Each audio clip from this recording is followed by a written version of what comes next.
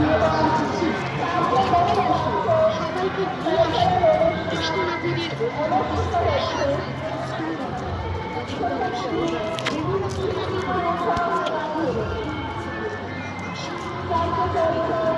আমি পুজোর আগে একটা কভার পুজোর আগে একটা কভার এই কভারটা মনে হচ্ছে দেখে বানিয়েছি আমি। হ্যাঁ, আগামীকাল 29শে ডিসেম্বর দুই গির্জাঘর বন্ধ থাকবে, চার্চ প্রাঙ্গণ খোলা থাকবে সন্ধ্যে 7টা পর্যন্ত।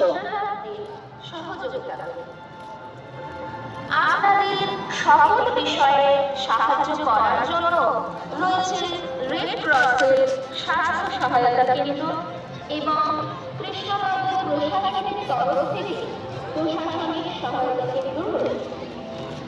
কৃষ্ণনগর ক্যাথিড্রাল চার্চের তরফ থেকে রয়েছে একটি অনুসন্ধান